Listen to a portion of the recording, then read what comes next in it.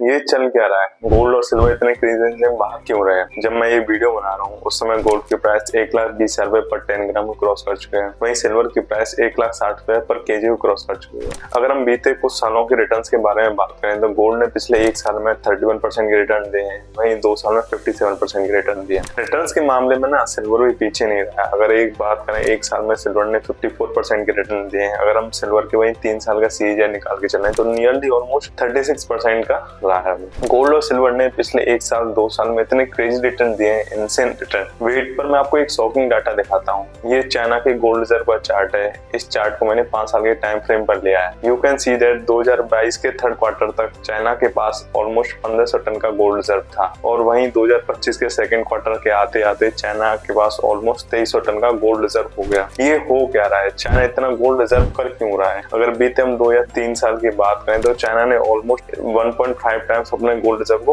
बढ़ाया है। इसके चलते ना मम्मी पापा की फेवरेट बात हमें याद आती है। मम्मी पापा हमसे अक्सर कहा करते हैं कि बेटा सोना खरीद लो, सोना खरीद लो, सोना खरीद लो, पर हम उनकी बातों को टाल दिया करते हैं, अक्सर सुना नहीं करते। हम मम्मी से कहते थे कि मम्मी सोना खरीदना एक बोरिंग सी चीज है, उसमें हमें वो थ्रिल, वो एक्साइटमेंट नहीं आती जितना हमें stocks, crypto and future option करने में आती है। आज वही मम्मी हमें दिखा रही है कि बीते 10 सालों के रिटर्न्स की बात करें तो निफ्टी 50 ने ऑलमोस्ट 30.5% के रिटर्न दिए। वहीं बीते 10 सालों में अगर गोल्ड के रिटर्न्स की सीएजीआर के बारे में बात करें तो गोल्ड ने 15.16% के रिटर्न दिए। कहीं कहा निफ्टी ने 13.5% के और वहीं गोल्ड ने 15.16% के। अब मम्मी हमसे कह रही है बेटा हमारी अगर बात मान लेते हैं तो आपको ये रिटर्न अचीव होते हैं। गोल्ड ना सबसे ट्रस्टेड और वाइडली यूज्ड एसेट रहा है इंडिया में, अलोंग विद चाइना। इंडिया में गोल्ड कंजप्शन बहुत हाई होता है, मतलब इंडिया गोल्ड कंजप्शन के मामले में टॉप पे आता है आफ्टर विद चाइना के साथ में। हर साल भारत में ना 700 से लेकर 800 टन गोल्ड कंज्यूम होता है इन दी फॉर्म ऑफ ज्वेलरी या बहुत सारे तरीके से। 700 से लेकर 800 टन का गोल्ड हर साल भारत में कंज्यूम होता है। आज की इस वीडियो में हम ये जानने की कोशिश करेंगे कि जो गोल्ड है वो इतने तरीके से भाग रहा है, या गोल्ड और सिल्वर जो इतने क्रेजी रिटर्न्स दे रहे हैं उनके पीछे क्या रीजन है, और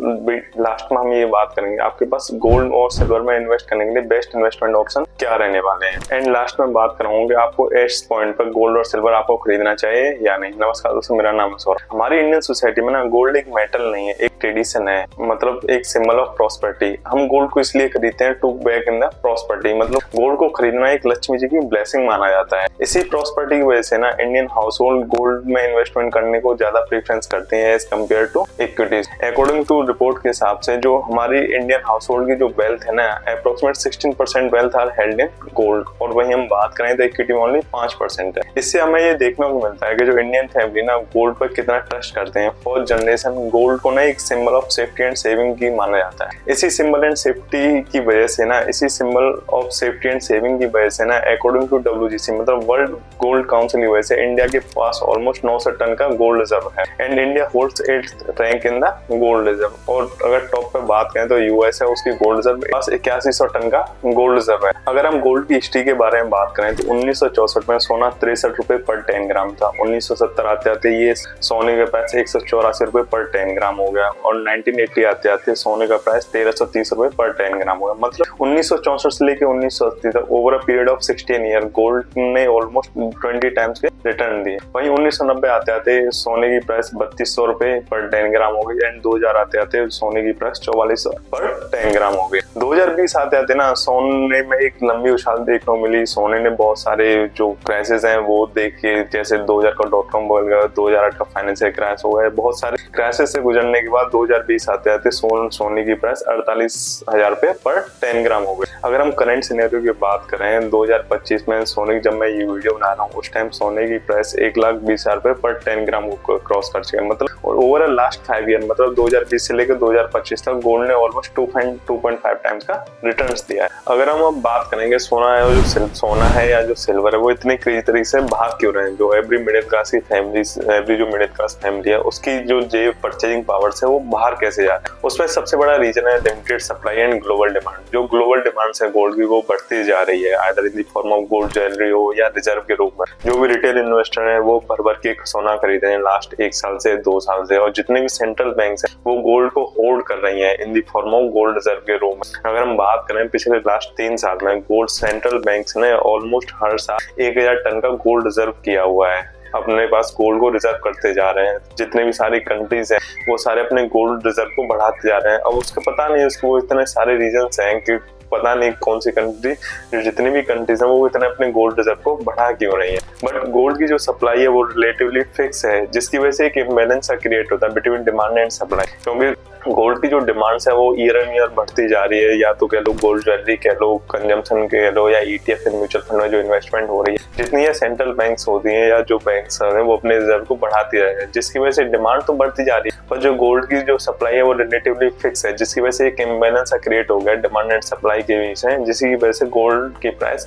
एंड सिल्वर की प्राइस इतने अच्छे तरीके से भाग रही है। मतलब इतने गोल्ड और सिल्वर इतने क्रेजी रिटर्न्स दिए जा रहे हैं ओवर अ पीरियड ऑफ 1 साल और 2 साल के बारे में बात करें। सेकंड इसका रीजन है ड्यूरिंग सेफ बेट इन अनसर्टेन टाइम। मतलब ड्यूरिंग अनसर्टेन टाइम गोल्ड को ना एक सेफ हेवन एसेट के रूप में माना जाता है। ड्यूरिंग कोई इकोनॉमिक डाउनटर्न हो या ग्लोबल वॉर हो, जैसे यूएस चाइना का ट्रेड वॉर हो, या ट्रम्प चाहे टैरिफ लगा रहे हो हर कंट्री पे, या ईरान इजराइल का वॉर हो, या इंडिया पाकिस्तान का वॉर, तो इस केस में ना गोल्ड को एक सेफ एसेट के रूप में माना जाता है। गोल्ड ना आपको एक प्रोटेक्शन प्रोवाइड करता है ड्यूरिंग अनसर्टेनिटी, या कह लो अगेंस्ट मार्केट वॉलेटिलिटी कह लो, या इन्फ्लेशन में, क्योंकि ड्यूरिंग डाउन टर्न में equities and gold are inversely proportional, मतलब इनवर्सली तरीके से काम करते हैं। अगर कोई अनसर्टेनिटी आ गई या कोई जैसे क्रैश वाली कंडीशन आ गई, उस सारे जो इक्विटीज होते हैं वो हमारी ड्रास्टिकली ड्रॉप होती हैं, वहीं गोल्ड ना अप होते जाता है, रिटर्न जनरेट करता है। गोल्ड और इक्विटीज है ना इनवर्सली प्रोपोर्शनल होते हैं। एक रिपोर्ट्स कहती है कि जिस साल गोल्ड बढ़ता है उस साल इक्विटीज अंडर परफॉर्म करते हैं, और जिस साल गोल्ड अंडर परफॉर्म करता है उस साल इक्विटी आउट परफॉर्म करते हैं। एंड तीसरा सबसे बड़ा इसका रीजन है फियर ऑफ रिसेशन। जब कभी भी रिसेशन आता है, रिसेशन आने के चांस रहते हैं, उस साल गोल्ड आउट परफॉर्म करता है। जैसे अभी यूएस में आने के चांस है, अकॉर्डिंग टू गोल्ड सच में 45% चांस है कि नेक्स्ट विद इन ईयर या couple of days, couple of months या कपल ऑफ ईयर्स में गोल्ड यूएसए में रिसेशन आने वाला है। इस केस में ना gold and equities are inversely proportional to each other. जैसे जैसे रिसेशन आने की संभावना आती है उस साल गोल्ड आउट परफॉर्म करता है। जैसे आप कोई भी साल देखो, 2000 का .com बबल ले लो, 2008 का फाइनेंशियल क्रैश ले लो, उस साल गोल्ड ने आउट परफॉर्म किया और निफ्टी रिसेशन आ गई, उसे निफ्टी अंडरफॉर्म रही। जब कभी भी रिसेशन आया, जिस साल रिसेशन आया उस साल गोल्ड ने डबल डिजिट में रिटर्न दिए। अगर एग्जांपल के सपोज करें 2008 का फाइनेंशियल क्रैश हुआ, जिस साल निफ्टी 24% से गिरी थी और वहीं गोल्ड ने उस साल 49% के रिटर्न दिए। 2020 का कोरोना क्राइसिस आया, जिस साल निफ्टी ने 38% के नेगेटिव रिटर्न दिए, वहीं उस पीरियड में गोल्ड ने 14% पॉजिटिव रिटर्न्स दिए। अगर हम बात करेंगे आपके पास गोल्ड में इन्वेस्ट करने के लिए कौन कौन से इन्वेस्टमेंट ऑप्शन अवेलेबल है, उसमें से सबसे पहला था गोल्ड ज्वेलरी, जो हमारे मम्मी पापा का सबसे फेवरेट इन्वेस्टमेंट है आफ्टर रियल एस्टेट। अगर हम बात करें तो रियल एस्टेट के बाद गोल्ड इन्वेस्टमेंट या ज्वेलरी जो फॉर्म है, gold investment in the form of jewellery, वो मम्मी पापा का second best investment option. Diwali हो या धनतेरस, अगर हम उस साल गोल्ड ज्वेलरी को खरीदना ना एक शुभ माना जाता है।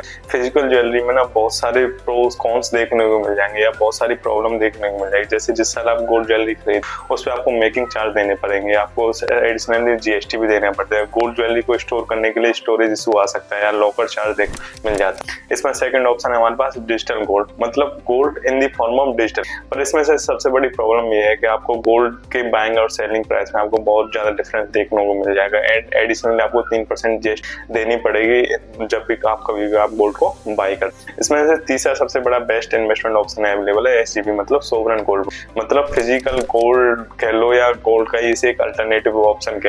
गवर्नमेंट ऑफ इंडिया ने SGB को 2015 में इंट्रोड्यूस किया था। इसका इंट्रोड्यूस करने का सबसे बड़ा मेन रीजन था to reduce the dependency of gold, मतलब जो हम इतना सारा गोल्ड बाहर से इंपोर्ट कर उसकी डिपेंडेंसी को रिड्यूस करने के लिए भारत सरकार ने SGB को इंट्रोड्यूस किया था।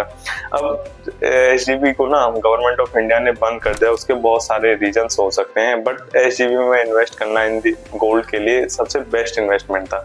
एडिशनली आपको SGB में क्या होता है 2.5% का एनुअल इंटरेस्ट तो मिलेगा एंड साथ साथ जैसे गोल्ड की आपकी जो फिजिकल गोल्ड की जो प्राइस में मूवमेंट होगा जैसे बढ़ता जा रहा है तो आपकी SGB की प्राइस भी यहाँ बॉन्ड की प्राइस जो है बढ़ती जाए। एंड फोर्थ सबसे इन्वेस्टमेंट ऑप्शन के लिए आपके पास अवेलेबल है गोल्ड ETF या म्यूचुअल फंड। अगर मैं इन्हें सीरियल वाइज करूँ, अगर या मैं इसमें अपनी प्रीफरेंस दूं कि मैं इसमें किससे सबसे ज्यादा प्रीफर करूंगा इन्वेस्ट करने के लिए, अब तो SGB गवर्नमेंट ऑफ इंडिया ने बंद कर दिया। अगर इन केस फ्यूचर में कभी भी SGB को गवर्नमेंट ऑफ इंडिया ने इंट्रोड्यूस किया तो मैं सबसे पहले SGB को रखूंगा, after then gold ETF and mutual.